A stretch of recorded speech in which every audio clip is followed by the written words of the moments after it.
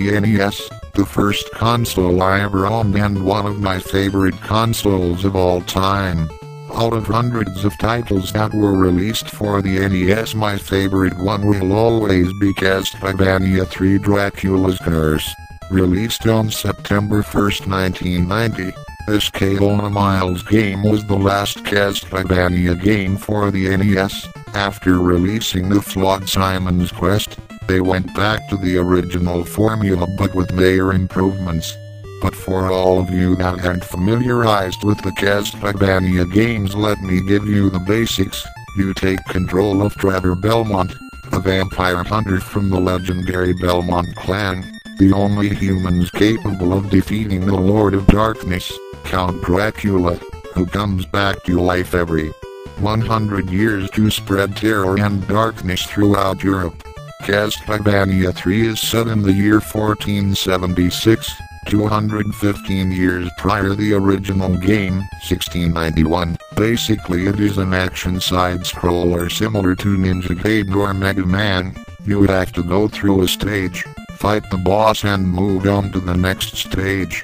What makes Castlevania 3 different from the others is the fact that you can choose from different paths to get to Dracula's castle, each path being very different in difficulty, length and environments. Add to this the fact that besides controlling Trevor you can also take control of other 3 characters, all of them with different abilities and gameplay styles. First we have Grand Dynasty, a cursed pirate that seeks revenge. After Dracula killed all of his family and his shipmates, well, maybe Grant is the fastest character and the most agile. He's capable of climbing walls, which really comes in handy to escape certain areas in the game or reaching for secret areas. Then we have Citadel Maids and Sorceress that possess great magical powers that have a devastating power against bosses. But she's very weak physically, so she's not that recommendable against normal enemies. And last but not least, Alucard, the very same Alucard from Castlevania Symphony of the Night. Although he is quite different since this was his first appearance in the Castlevania series. He's quite weak but his attacks can reach enemies that are pretty far away. Also he has the coolest feature. He can transform into a flying bat at any time, well, if you have enough hearts, which can be very full and save your life if you are about to fall into a bottomless pit or also to skip some areas in the game. So you start the game only with Trevor and depending on the path you choose you can encounter any of these fellows. Be wise, since you can only take one and Trevor can't be replaced. The game is divided into 16 possible stages but is not required to go through each of them to beat the game. This adds a lot of replay value to the game. The variety of stages is amazing for an NES title, from cemeteries, haunted ships, underground caves to Atlantis. The graphics look beautiful. It's one of the best looking games of the 8-bit era, but what is most impressive is the music. Castlevania 3 has one of the best game soundtracks ever, starting from the prologue music. Then we continue to the now classic beginning that has been featured in most Castlevania games since then, the unforgettable Clockwork. By the way, check out the amazing rock version by the upbeat Demon Seed, the feeling of despair of Riddle and the classic vampire killer from the first game. But from all those tunes the one I think stands out the most is Evergreen, probably one of the most beautiful compositions made for any video game. Castlevania 3 is not for the average gamer. It requires guts and patience from the gamer.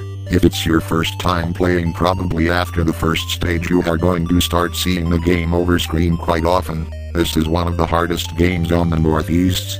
But once you've memorized the patterns of the enemies, the content of each candle, the hidden meats on the walls and got over the sometimes stiff controls, this game is not that hard. Well, it took me around 10 years to totally master the game, but it was totally worth it.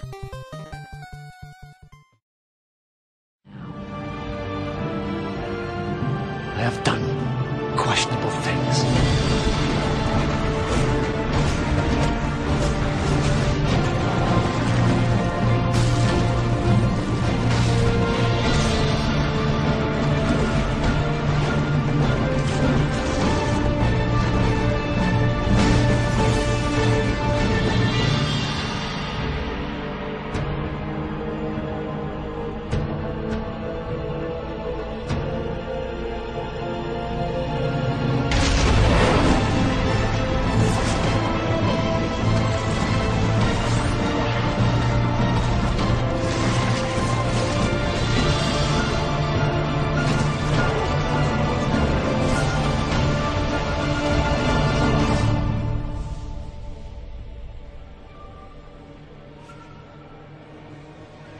The mask is a powerful device. Can it really bring the dead back?